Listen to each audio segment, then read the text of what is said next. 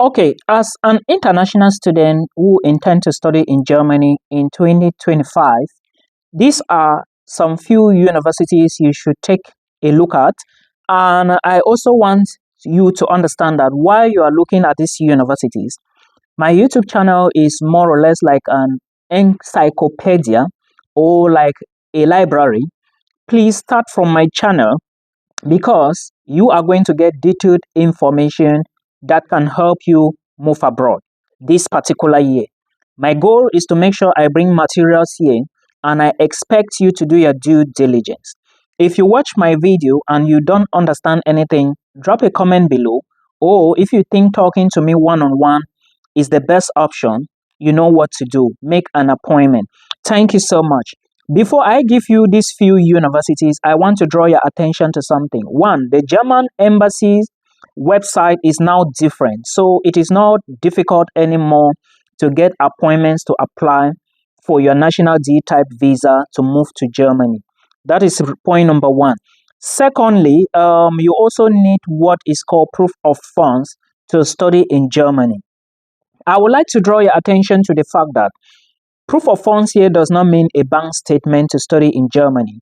In Germany, you need one of these. There are two. The first one is an affidavit of support from somebody who lives and works in Germany. The second option is a blocked account. Now, when they say a blocked account, they are saying that you need to create an account in a bank in Germany, deposit the total amount into that account, which is now 11,903 euros. And do not forget that you have to create this account online from your home country. So go online, type Fintiba on Google. When it opens, you verify, check the information on how to create an account. Then you create this account. Make sure the email address you are using is your email, or you can have access to it later on. And then when the account is ready, the account number, the SWIFT code, the IBAN is available, you can now transfer. The bank is going to give you, then you can now transfer this sum of money, the total amount inside. Mind you, if you transfer less of what the German embassy wants, they will tell you when you go for your appointment, your visa appointment, that you should go and complete the money. So make sure you verify with Fitiba. Tell them what you want to do. They will tell you the total amount you need, like I told you. Now, remember, when you get to Germany, you are not going to get this total amount back. They would only give you a portion of it every month. And for you to know how much you will be getting per month, divide the total amount I gave you by 12. Now, the complete video is going to be on my YT platform. Please rush to my YT platform and verify the details. And if you want to study in Germany, consider these universities. The reason is simple. These universities are not located in the big cities, and somehow they have high acceptance rates. The first one is Technique Hochschule Wolfsburg Schweinfurt, something like that. My pronunciation may not be the best, but the complete video is on my YT platform. Please go there, listen to it. Then you check the programs very well and check application deadline. University number 2 is University of Heidelberg. University number 3 is Weimar Bohus University. And university number 4 and 5 is Jena Friedrich Schiller University, and of course, Bielefeld University. I'm here to talk about two things today. The very first one is to address a case. Someone was asking me if admissions take 3 to 4 months. I would like to say that it depends on the country. And I know if admissions take up to, it should be 3 months, it shouldn't surpass 3 months. However, like I said before, it depends on the country and where you are doing the application. And again, if you are the one doing the application yourself and the admissions is not out, or probably the person doing the admissions doesn't give you feedback after 2 to 3 months, you should have checking. You have to start checking what is actually happening. Now I'm saying this because you shouldn't rely on somebody at the end of the day things doesn't go well, and maybe before you know, you spend another year on the ground, right? You understand what I mean? Not so.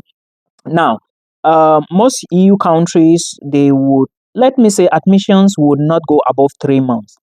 Yeah, I'm talking from experience. This is not my first time doing applications. There are some countries like Denmark. I think even Denmark doesn't take above 2 months, as I know. Yeah, even in the United States, sometimes the US can take up to 3 months, but it depends if you are chasing PhD or maybe master's application. It all depends, anyways. But most countries in EU doesn't take above 3 to 4 months, as I know. But like I said, if you are the one doing the admissions, then you should be confident that probably you are going to get a rejection. But if after 3 months or 4 months you don't get a reply from the institution, please check other options. Now, if you are working with somebody, start asking questions after 3 to 4 months. Because I know universities that if you apply, and countries that if you apply to them, maximum 2 to 3 weeks, you are going to get an offer. It's either they give you the offer or they tell you that they are not going to give you the offer. So it all depends on the country. But again, if you are doing an application with somebody and after 3 months you don't get a reply and the person isn't saying anything, you have to start thinking. Moving further, I'm not going to elaborate on this. Moving further, someone said I should talk about study gap. Like study gap. Study gap means that, in case you don't know, study gap means that you, let's say you graduated 2020, right?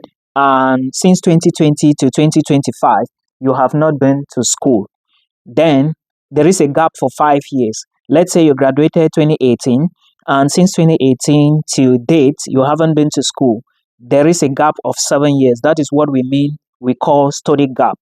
Now, some countries or some universities, let me put it this way, might say that, oh my, you might find something on school's website saying that if you have not been to school for the past 4 to 5 years, you do not, you shouldn't apply. Okay, because your application might not be considered. Yeah, it happens like this in some countries like Norway. So in this case, you have to check. But if any university is talking about study gap, then they should put all this information on their website. Okay.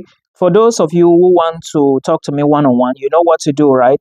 Check the my bio. There is details there. There are some things there that if you click on them, it will bring you directly to me. However, if you are watching me from my YT channel, check the description box. There are informations there. I only make calls on appointments. Thank you. Now, the study gap can be addressed. However, if you are applying to any institution and they don't mention anything about study gap and they ask you to write a motivation letter, it is important for you to mention your gap in the motivation letter and say what you have been doing. Let's assume that you graduated from the University of Boya in maybe 2015. Until date, you haven't been to school and you have been running a business, either maybe your own business or working for a company, and you want to go back to school in 2025. When writing your motivation letter, mention this in your motivation letter and equally tell the admissions team what you've been doing and tell them you've been building yourself with evidence, either on your CV or maybe a certificate that you can attach. It's not a bad idea, but some schools don't look at study gap. Most schools don't look at study gap. Okay. Now, yeah, I think this is what you should consider when it comes to study gap, and also understand that if they want to say something, study gap is very complicated. Some schools will not mention it, but I will always say that it is important for you to lay emphasis on this, like to mention it, okay? Some schools will not tell you to mention study gap, but the admissions committee or team expect you to say something about this. So, guys, always put all these things into consideration.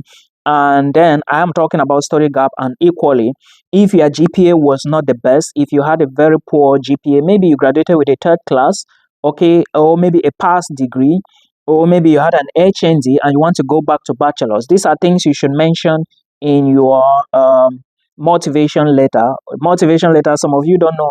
Sometimes they call it statement of intent or letter of intent. It's still the same thing, okay?